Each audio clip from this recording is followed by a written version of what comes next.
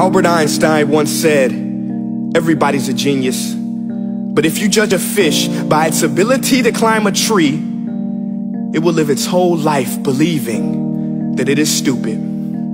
Ladies and gentlemen of the jury, today on trial we have modern day schooling. Glad you could come. Not only does he make fish climb trees, but also makes them climb down and do a 10-mile run. Tell me, school, are you proud of the things you've done? Turning millions of people into robots, do you find that fun? Do you realize how many kids relate to that fish swimming upstream in class, never finding their gifts, thinking they are stupid, believing they are useless? Well, the time has come, no more excuses. I call school to the stand and accuse him of killing creativity, individuality, and being intellectually abusive. He's an ancient institution that has outlived his usage. So, Your Honor, this concludes my opening statement, and if I may present the evidence of my case, I will prove it. Proceed. Exhibit A. Here's a modern day phone. Recognize it? Here's a phone from 150 years ago. Big difference, right? Stay with me. Here's a car from today, and here's a car from 150 years ago. Big difference, right? Well, get this. Here's a classroom of today, and here's a class we used 150 years ago. Now ain't that a shame? In literally more than a century, nothing has changed. Yet you claim to prepare students for the future? But with evidence like that, I must ask, do you prepare students for the future or the past?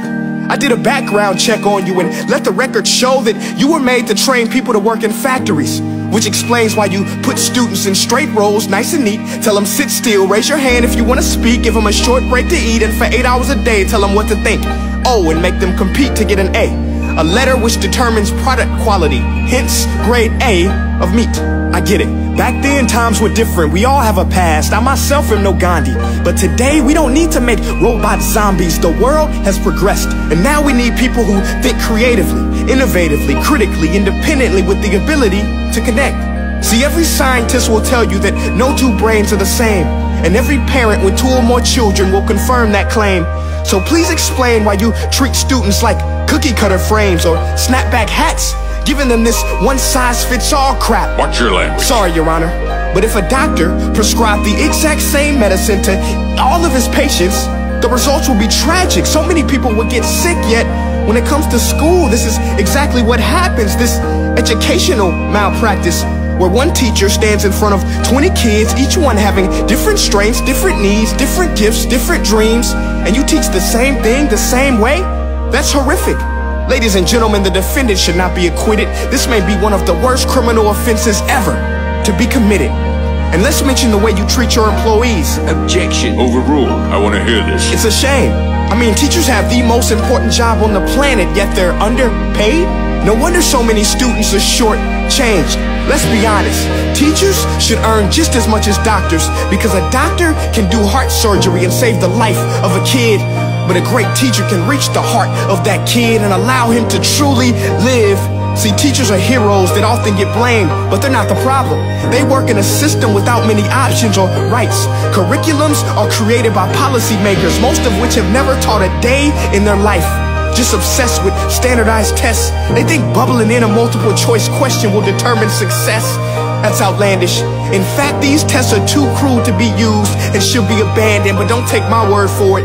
Take Frederick J. Kelly, the man who invented standardized testing, who said, and I quote, "These tests are too cruel to be used and should be abandoned." Ladies and gentlemen of the jury, if we continue down this road, the results will be lethal. I don't have much faith in school, but I do have faith in people. And if we can customize healthcare, cars, and Facebook pages, then it is our duty to do the same for education, to upgrade it, change it, do away with school spirit, because that's useless. Unless we're working to bring the spirit out of each and every student, that should be our task. No more Common Core. Instead, let's reach the core of every heart in every class. Sure, math is important, but no more than art or dance. Let's give every gift an equal chance. I know this sounds like a dream, but countries like Finland are doing impressive things. They have shorter school days, teachers make a decent wage, homework is non-existent, and they focus on collaboration instead of competition. But here's the kicker, boys and girls.